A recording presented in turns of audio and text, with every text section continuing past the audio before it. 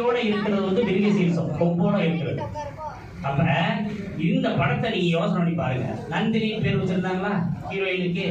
அப்ப விருச்சிகமா? அப்ப எவ்வளவு அழகா அந்த பாட்டை எழுதியிருக்காங்க. மகிழ பூ எந்த நட்சத்திரத்துக்குரிய மரம்? அனுசம் தானே. நம்ம தங்கராஜன் அண்ணனுக்கு சீட்டு கொடுத்து கௌரவிக்கப்படுகிறது.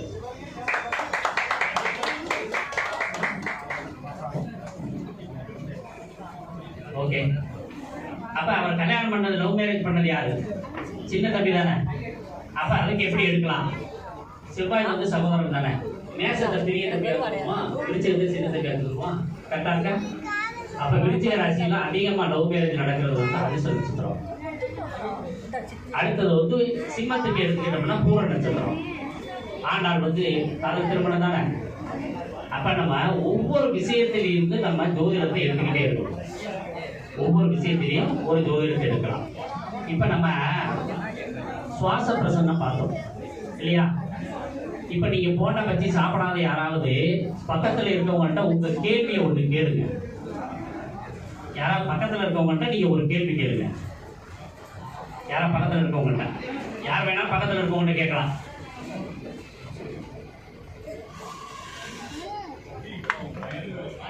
ரைட்டா? உங்களுக்கு எந்த பக்கம் உட்கார்ந்துருந்தாங்க உறுதியாக வேலை கிடைக்கும், கன்ஃபார்ம் ஆயிடுச்சு. அதாவது வலது பக்கமாக இருந்து கேட்கிற கேள்வி வலது சுவாசம் போடும்போது உடனே நடக்கும். இடது பக்கமாக இருந்து கேட்கும் போது கேள்வி ஏன்னா மாறி நடக்கும். இதுல பெண்கள் வந்து ஒரு கர்ப்பிணி வர்றாங்க, நமக்கு வலது சுவாசம் ஓடுது. வலது சுவாசம் ஓடும் போது கர்ப்பிணி வந்து வலது பக்கமாக வந்தாங்க, ஆண் குழந்தை கிடைக்கும். அதே கர்ப்பிணி இடது பக்கமாக வர்றாங்க, பெண் குழந்தை கிடைக்கும். இப்படி நம்ம இன்னொரு விஷயத்திலையும் மாற்றி எடுக்கலாம். ரைட்டுங்களா? சுவாசம் வந்து இடது சுவாசம் போடும்போது கர்ப்பிணி பெண் இடது பக்கமாக வந்தா ஆண் குழந்தைக்கு வாய்ப்பு உண்டு. அதே ஆண் வந்து கேட்கிறேன் எனக்கு என்ன குழந்தை பிறக்கும் அப்படின்னு கேட்கும் போது வலது பக்கம் இருந்து ஆண் வந்து வலது பக்கமாக கேட்கிற கேள்வி பூரா வலது சுவாசம் போடும்போது கட்டாயம் வெற்றி பெறும். இப்ப நம்ம தண்ணி, நம்ம கிணற்று நீர் தண்ணியில பார்க்க போர்ல தண்ணி இருக்கா இல்லையான்னு, அப்ப இந்த சுவாசம் வந்து நமக்கு எத்தனை அடி ஓடுது, இன்ச்சு, அத்தனை அடியில தண்ணி கிடைக்கும்னு சொல்லப்படும். நீங்க பிரசன்ன மார்க்கம் நம்ம ஒரு நூலை வாங்கி படிச்சு பார்த்தீங்கன்னா இந்த சுவாசத்தை பத்தி நிறைய விஷயங்கள் கொடுத்துருக்காங்க. சுவாசத்தை வச்சு நாம ஒருத்தருக்கு ஜோதிட பலன் சொல்ல முடியும். இப்ப ஒருத்தர் ஆம்பளை பையனுக்கு கேள்வி கேட்டதுனால நம்ம வலது பக்கம் சொன்னோம். இதே பெண்ணுக்கு கேள்வி கேட்டா பெண் வேலை கிடைக்குமான்னு கேட்டாங்கன்னா இடது பக்கமா இருந்து கேள்வி கேட்டா மட்டும் தான் கிடைக்கும் பெண்ணுக்கு. வலது பக்கமா இருந்தா பெண்ணுக்கு கேள்வி கிடைக்கிறது. சரியா? சரி, இப்ப நம்ம ஒரு சின்ன விஷயம் பார்ப்போம். குலதெய்வம் எல்லாத்துக்கும் பார்க்கணும்னு ரொம்ப ஆசை இருக்கும் இல்லையா? ஒரு குலதெய்வத்தை எப்படி குலதெய்வம் பார்க்கறதுன்னு ஒண்ணு சொல்லி கொடுத்துட்டு ஒரு பிரசன்னம் நம்ம போடலாம். சரிங்களா? யாராவது ரிஷப லக்னம் இருக்கீங்களா? ரிஷப லக்னம், ரிஷப லக்னம் யாராவது இருக்கிறீங்களா? இப்ப ரிஷப லக்னத்துக்கு நம்ம பாரம்பரிய முறையில் முதல் குலதெய்வத்தை பார்ப்போம், அப்புறம் பிரசன்ன ரீதியா. 5ஆம் இடம் தானே குலதெய்வம்.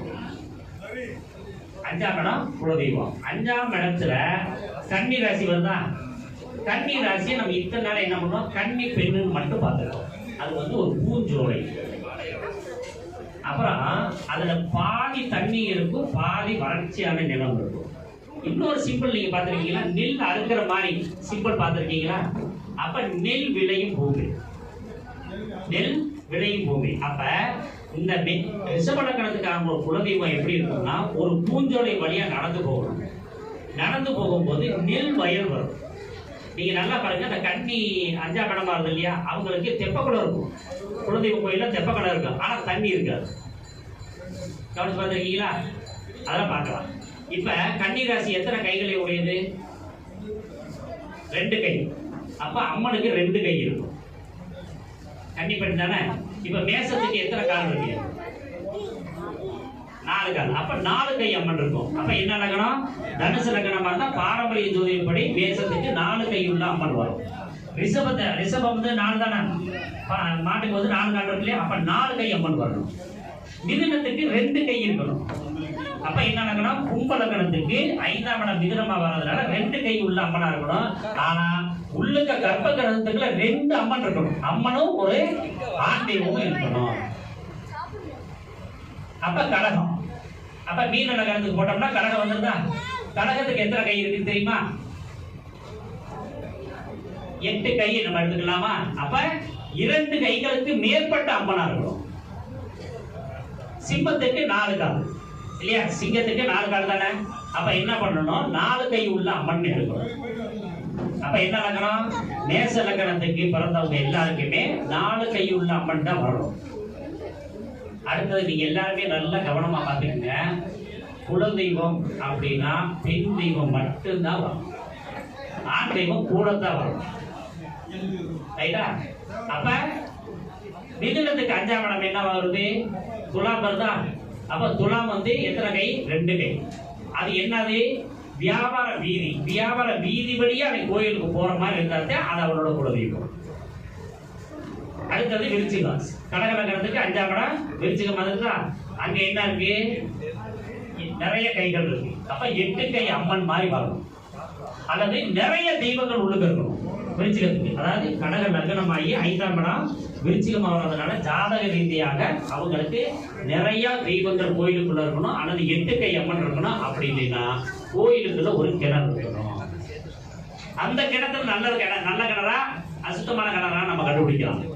இப்ப உங்களுக்கே பாருங்க, விருச்சிக ராசி இருக்கு இல்லையா? உங்களுக்கு விருச்சிக ராசியை சுபர் பார்த்தா உங்க வீட்லயும் சரி, அந்த போர் போட்டீங்கன்னாலும் சரி, உங்க கிணத்துலையும் சரி, உங்க ஏரியால சரி, சுபர் விருச்சிக ராசியை பார்த்தா உங்களுக்கு நல்ல தண்ணி இருக்குன்னு அர்த்தம். அசுப கிரகங்கள் பார்த்தீங்கன்னா உப்பு தண்ணின்னு அர்த்தம். இதே வீட்டு பக்கத்துல ஒரு கிணறு இருக்கு, மாட்டி இருக்குன்னு வச்சுக்கோங்க, அந்த தண்ணியை பயன்படுத்தவே முடியாத தண்ணி இருக்குன்னு அர்த்தம். இப்படி எல்லாம் நம்ம அந்த கோயிலுக்குள்ள இருக்க கிணத்தையே எடுக்கலாம்.